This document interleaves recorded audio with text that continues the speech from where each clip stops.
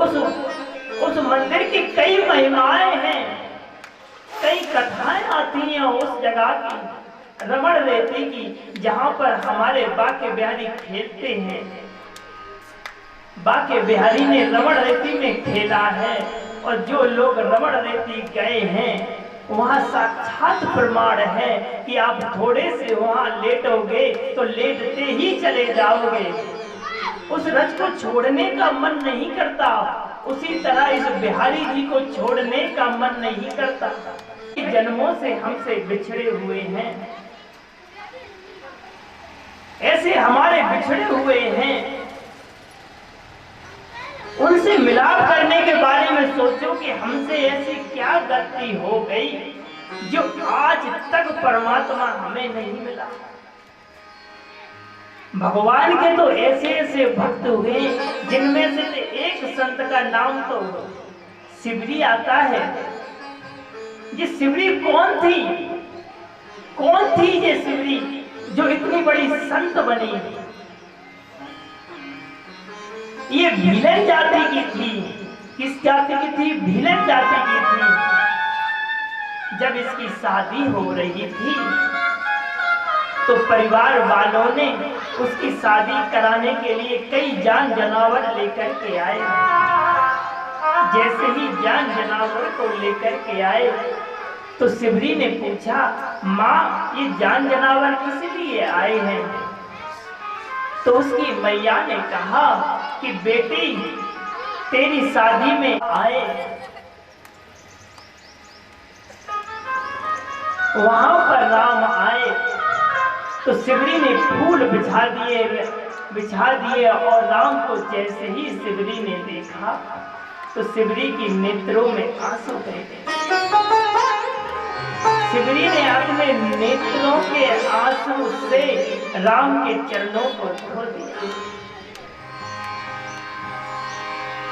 शिवरी ने पहले नहीं पहचान पाया कि आप कौन हो। शिवरी के पास सारी शक्तियां थी, सारी शक्तियां उसके अधीन थी, पर उसको घमंड नहीं था। अगर किसी को शक्तियां मिल जाएं तो उसका घमंड नहीं करना चाहिए, क्योंकि जो लोग घमंड करने लगते हैं उनका पतन हो जाता है। लेकर जो मर जाएंगे वो अमर नाम दुनिया में कर जाएंगे।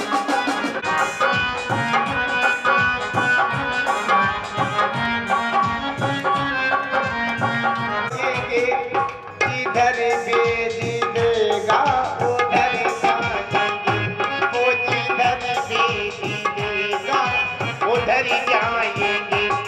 राम का नाम लेकर जो मर जाएंगे, राम का नाम लेकर जो मर जाएंगे वो अमर नाम दुनिया में कर जाएंगे।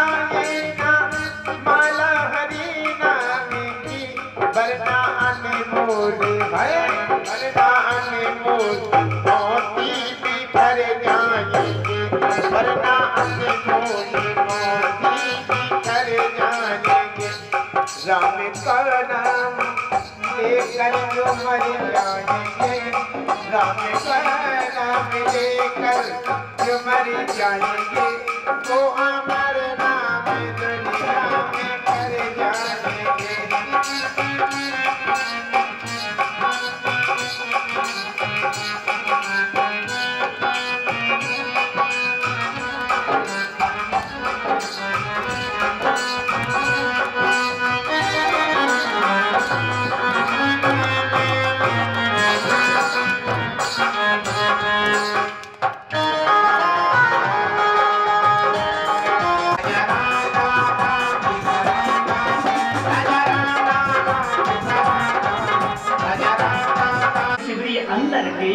और अंदर से वो बेर रखे थे और लेकर के आए। जैसे ही वो बेरों को सामने के लिए रखा, बेर रखा, तब भी उसके नेत्र नम थे। क्योंकि हम लोग जिसको ज्यादा पसंद करते हैं ना, हरि को चाहते हैं ना, अगर कोई मिलने आए तो भी आंसू निकलने लगते हैं। ऐसी ही माँ होती है, अगर बच्चा नौकरी पर चला गया तो माँ रोएगी और वापस आ जाएगा तो भी माँ रोएगी। क्यों रोएगी? क्योंकि ये खुशी के आंसू हैं। उसी तरह जैसे ही सिबरी बेरों को लेकर के आई तो उसके आंखों के नेत्र नम हो गए। ध्यान आया, कहीं मैंने इनको खट्टा बेर खिला दिया तो मैं अपने आप को कभी माफ नहीं कर पाऊंगा। जो ईश्वर को अपने दिल से ज्यादा चाहता है उस व्यक्ति को दुखी नहीं कर सकता, उसका कष्ट नहीं देख सकता। जैसे ही बेर उठाया और स्वयं खाया, लेकिन ये खट्टा है, स्वयं रोने लगी। कहीं अगर हमें प्रभु को खिला देते तो क्या होता? उसी समय उस बेर को फेंक दिया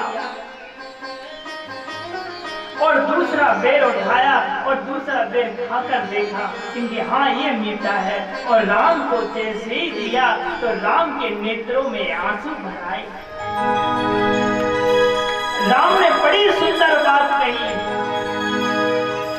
जैसे ही बेर को उठाया, लिया हाथ में और खाया तो राम के नेत्रों में आंसू बहने लगे। राम ने कहा, आज तो मुझे माँ कौशल्या की याद आ गई। माँ कौशल्या ऐसे ही हमें भोजन खिलाती थी। आज माता पिता के चरणों में वैकुंठ का धाम होता है। एक भगवान का भक्त हुआ जिसका नाम महेंद्र था। वो बड़ा भगवान की सेवा करता था, बड़ी सेवा करता था, भगवान का नाम लिया करता था। कभी कभी भगवान भी भक्तों की परीक्षा ले लेते हैं। उसका नियम था कि रोज ठाकुर जी के मंदिर पर जाता और ठाकुर जी की पूजा करता। वो अपनी जो खटिया होती है ना, खटिया बोलते हैं, खटिया को बिछा लेता। आवाज आई कि महेंद्र महेंद्र। महेंद्र बुजुर्ग हो चुके थे, इसलिए आवाज आई बाबा बाबा। महेंद्र ने उठकर देखा, चारों तरफ कोई दिखाई नहीं दिया। महेंद्र फिर सो गए। फिर आवाज आई बाबा बाबा। फिर चारों तरफ देखा, कोई दिखाई नहीं दिया। फिर महेंद्र सो गए। तिवारा फिर आवाज आई बाबा बाबा। महेंद्र चारों तरफ ढूंढने लगे, कौन बाबा बाबा चिल्ला रहा है।